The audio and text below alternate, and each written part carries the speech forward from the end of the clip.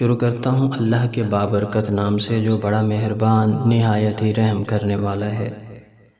السلام علیکم ورحمۃ اللہ وبرکاتہ۔ معزز ناظرین، سب سے پہلے میں آپ کو بتاتا چلوں کہ مرد کی پسلی سے عورت کو بنا کر اللہ تبارک و تعالی نے مرد کو اپنی اس حکمت کی طرف اشارہ دیا کہ میں نے اس عورت کی تخلیق فرشتوں کی لائی ہوئی مٹی سے نہیں کی، میں نے اسے تمہارے جسم کے حصے سے اس لیے نکالا کہ عورت کا تقدس اور پردہ قائم رہے، فرشتوں کو بھی خبر نہ ہو پائے کہ زمین کی لائی ہوئی کس مٹی سے عورت کی تخلیق ہوئی۔ یعنی عورت کے تقدس کی حد تو دیکھیے کہ فرشتوں سے بھی اس کی بناوٹ کا پردہ لازمی قرار دیا گیا ہے، اور پہلی عورت اس مرد کی پسلی سے نکلی جس کی وہ منکوحہ کہلائی۔ اب بات آتی ہے پسلی کی، عورت پسلی سے ہی کیوں نکلی؟ کیا عورت میں ٹیڑھا پن وہیں سے نکلا؟ جی ہاں، یہاں بھی بات حکمت سے خالی نہیں ہے، اس میں ایک اور بات بھی پوشیدہ ہے، وہ یہ کہ انسانی جسم میں دل اور بہت سے نازک حصے پسلی کے پیچھے چھپے ہوئے ہوتے ہیں، یعنی پسلی ایک ڈھال ہے۔ اللہ پاک نے عورت کو پسلی سے نکالا اور اللہ پاک نے یہ بات سمجھا دی کہ عورت وقت پڑنے پر ڈھال بھی بن سکتی ہے۔ حضرت ابو ہریرہ رضی اللہ تعالی عنہ سے روایت ہے کہ رسول اللہ صلی اللہ علیہ وآلہ وسلم نے فرمایا، عورتوں کے ساتھ حسن سلوک کرنے کی میری وصیت قبول کرو، کیونکہ عورت کو پسلی سے پیدا کیا گیا ہے، اور پسلی میں سب سے زیادہ ٹیڑھا پن اس کے اوپر والے حصے میں ہوتا ہے، اور اگر تم اسے سیدھا کرنے لگ جاؤ گے تو اسے توڑ بیٹھو گے، اور اگر اس کو یوں ہی چھوڑ دو گے تو وہ ٹیڑھی ہی رہے گی، اس لیے عورتوں کے ساتھ حسن سلوک کی وصیت قبول کرو۔ ایک اور روایت میں ہے، عورت پسلی کی مانند ہے، اگر تم اسے سیدھا کرنے لگ جاؤ گے تو اسے توڑ بیٹھو گے، اور اگر تم اس سے فائدہ اٹھانے کا ارادہ رکھتے ہو تو ٹیڑھے پن ہی کی حالت میں فائدہ اٹھا سکتے ہو۔ ایک دوسری روایت میں ہے، عورت کو پسلی سے پیدا کیا گیا ہے، وہ کسی طریقے سے بھی تمہارے لیے سیدھی نہیں ہو سکتی، اگر تم اس سے فائدہ اٹھانے کا ارادہ رکھتے ہو تو ٹیڑھے پن ہی کی حالت میں فائدہ اٹھا سکتے ہو،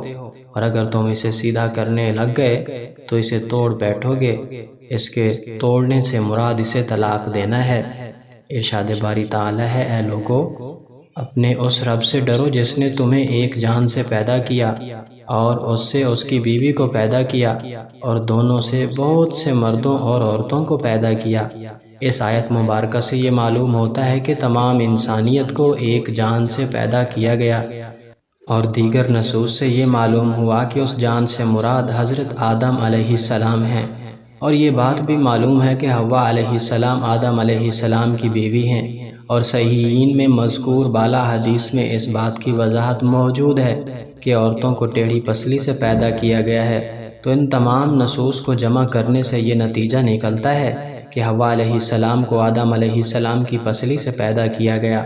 جن لوگوں کا خیال ہے کہ حوا علیہ السلام کو آدم علیہ السلام کی پسلی سے پیدا نہیں کیا گیا،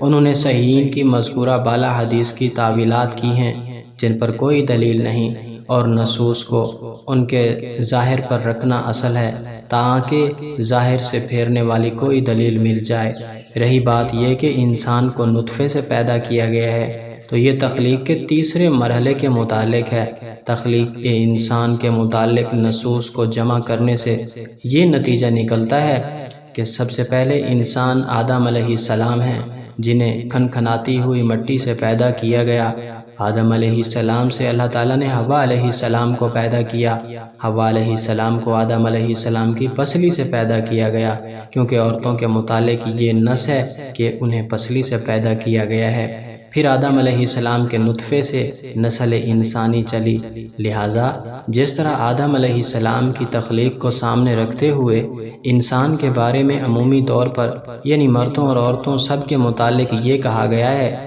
کہ انسان کو اللہ تعالیٰ نے مٹی سے پیدا کیا ہے، اسی طرح حوا علیہ السلام کی تخلیق کو سامنے رکھتے ہوئے یہ کہا گیا ہے کہ عورتوں کو پسلی سے پیدا کیا گیا ہے، اور اولاد آدم علیہ السلام کی تخلیق اور آخری مرحلے کو سامنے رکھتے ہوئے یہ کہا گیا ہے کہ انسان کو نطفے سے پیدا کیا گیا ہے۔ واللہ اعلم۔